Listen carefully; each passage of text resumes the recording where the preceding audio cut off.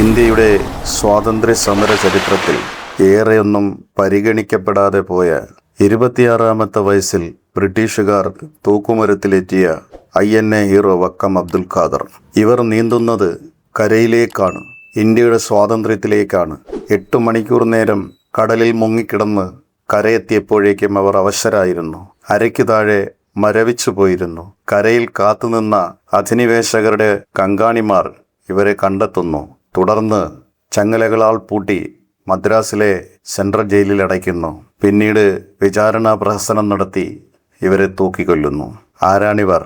INA hero Vakkom Abdul ഖാദറിനെ കുറിച്ച് ആർക്കും വലുതായി അറിയില്ല. ചരിത്രത്തിലെവിടെയും പരതുമ്പോൾ പെട്ടെന്ന് ലഭിക്കുന്ന പേര് വക്കം അബ്ദുൽ ഖാദർ മൗലവിയുടേതാണ്. അദ്ദേഹത്തിൻ്റെ മകനും വക്കം അബ്ദുൽ ഖാദറാണ്. അദ്ദേഹം ഒരു സാഹിത്യകാരനും സ്വതന്ത്ര ചിന്തകനുമായിരുന്നു.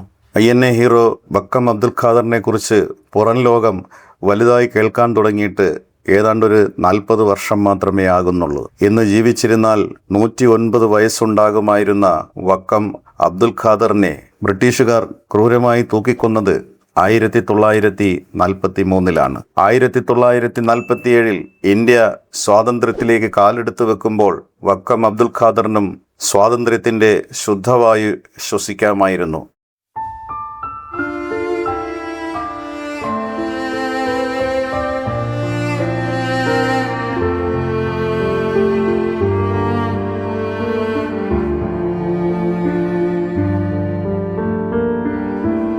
ഇത് ശ്രീ സുകുമാരൻ, വക്കം സുകുമാരൻ എന്നാണ് അറിയപ്പെടുന്നത്. INA ഹീറോ ആയ വക്കം അബ്ദുൽ ഖാദറിൻ്റെ മൺമറഞ്ഞുപോയ ചരിത്രത്തെ പുനഃസൃഷ്ടിക്കാനായി വളരെയേറെ പ്രയത്നങ്ങൾ നടത്തിയിട്ടുള്ളൊരു വ്യക്തിത്വമാണ്. വക്കം എന്ന ഈ നാടിൻ്റെ പ്രാധാന്യത്തെക്കുറിച്ച് പുറം ലോകത്തിന് വളരെയേറെ കേട്ടുകേൾവി ഉണ്ടെങ്കിലും അടുത്തറിയാൻ കഴിയാത്ത ഒരുപാട് കാര്യങ്ങളുണ്ട്. ഞങ്ങളുടെ അറിവിലിവിടെ 4 അബ്ദുൽ ഖാദർമാർ ഈ പ്രദേശത്തും തൊട്ടടുത്തുമായിട്ടുണ്ട്. വക്കം അബ്ദുൽ ഖാദർ മൗലവി എല്ലാവർക്കും അറിയാം. സ്വാതന്ത്ര്യ സമര സേനാനിയായിട്ടുള്ള ഈ കേരള നവോത്ഥാന പരിഷ്കർത്താവായിട്ടുള്ള വക്കം അബ്ദുൽ ഖാദർ മൗലവി, വേറെ ഒരു സാഹിത്യകാരനായിട്ടുള്ള വക്കം ഖാദർ, തൊട്ടടുത്ത പ്രദേശമായ ചിറയൻകീഴിൽ ജീവിച്ചിരുന്ന നിത്യഹരിത നായകൻ പ്രേം നസീർ എന്ന അബ്ദുൽ ഖാദർ. ഇതിനെല്ലാം ഉപരിയായി ആധുനിക ചരിത്ര നിർമ്മിതിയിൽ വിട്ടുപോയിട്ടുള്ളൊരു മഹാവ്യക്തിത്വമാണ് INA ഹീറോ വക്കം ഖാദർ. കടത്തുകാരനായ വാവ കുഞ്ഞിൻ്റെയും ഉമ്മ സലുമ എന്ന വീട്ടമ്മയുടെയും മകനായി ജനിച്ച വക്കം ഖാദർ ഇന്ത്യ ചരിത്രത്തിൽ നിസ്തുലമായ സംഭാവന ചെയ്തിട്ടുള്ളൊരു വ്യക്തിത്വമാണ്. അദ്ദേഹത്തെ 26-ാമത്തെ വയസ്സിലാണ് തൂക്കിക്കൊന്നതെന്ന് നമുക്ക് അറിയാൻ കഴിയുന്നത്. Sukumaran sir, INA hero Vakkom Abdul ഖാദറിനെ കുറിച്ച് താങ്കളുടെ അറിവുകൾ ഒന്ന് പങ്കുവെക്കാമോ? അത് പറയുന്നതിന് മുമ്പ് നമ്മൾ ഈ വക്കത്തെ അബ്ദുൽ ഖാദർമാരെ കുറിച്ച് ഒരാമുഖം പോലെ പറഞ്ഞിട്ട് മറ്റത് പറയാം. വക്കത്ത് 3 അബ്ദുൽ ഖാദർമാരാണ് വക്കത്തുള്ളത്. നമ്മൾ താലൂക്കിൽ 4, ഈ പറഞ്ഞ 4 പ്രേം നസീറിനെ കൂടെ ചേർത്ത് വക്കത്ത് 3 അബ്ദുൽ ഖാദർമാരാണ്. അതിലൊന്ന് ആദരണീയനായ വക്കം മൗലവി, അബ്ദുൽ ഖാദർ മൗലവി.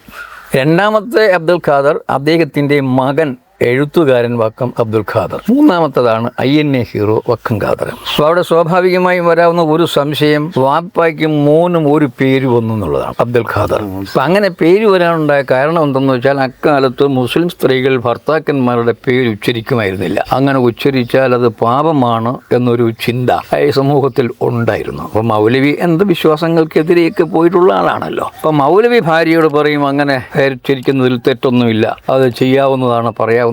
ഒരു കാരണവശാലും അവർ വക്കം മൗലവിയുടെ പേര് അബ്ദുൽ ഖാദർ എന്ന് പറഞ്ഞ പേര് ഒരു ഉച്ചരിക്കില്ല. അങ്ങനെയാണ് മൗലവി അതിനുള്ള പോകുമ്പഴി എന്തോ. അപ്പം മൗലവിക്ക് തോന്നി മോൻ അബ്ദുൽ ഖാദർ എന്ന പേരിട്ട, എടാ അബ്ദുൽ ഖാദറെ ഇങ്ങോട്ട് വാടാ എന്ന് ഏതൊരു അമ്മയ്ക്കാണ് വിളിക്കാതിരിക്കേണ്ടി വരില്ലേ, അങ്ങനെയെങ്കിലും വിളിക്കട്ടെ എന്നു കരുതിയാണ് മകന് തൻ്റെ പേരിട്ടത്.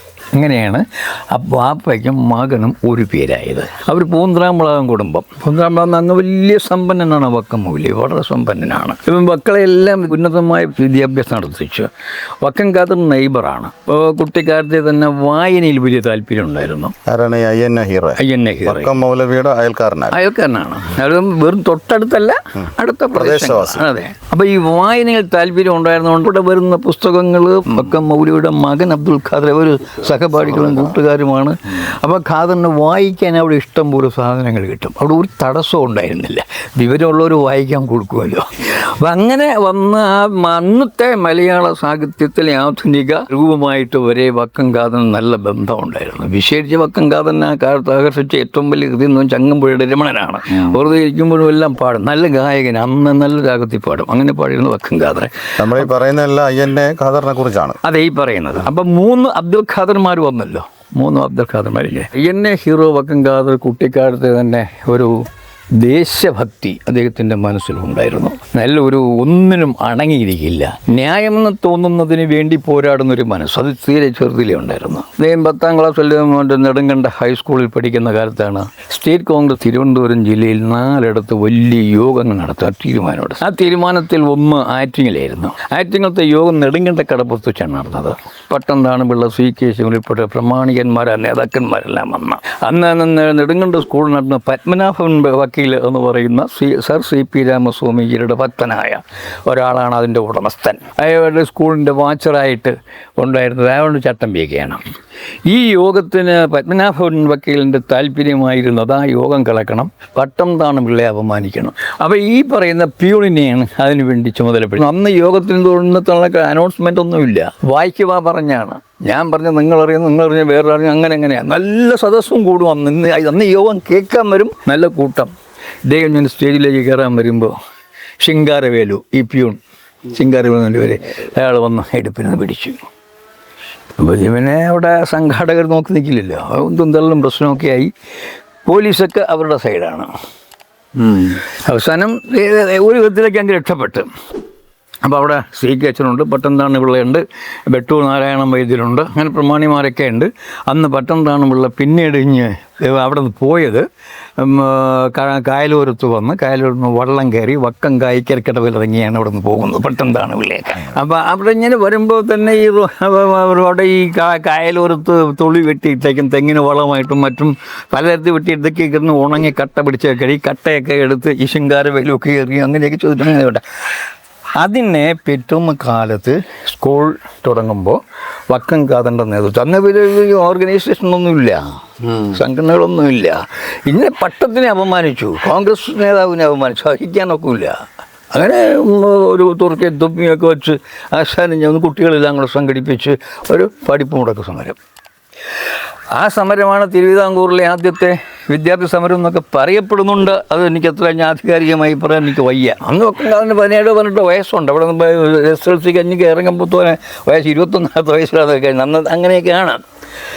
അങ്ങനെയാണ് അവിടെ സമരം നടന്ന് വക്കം കാതർ ശ്രദ്ധിക്കപ്പെട്ടത്.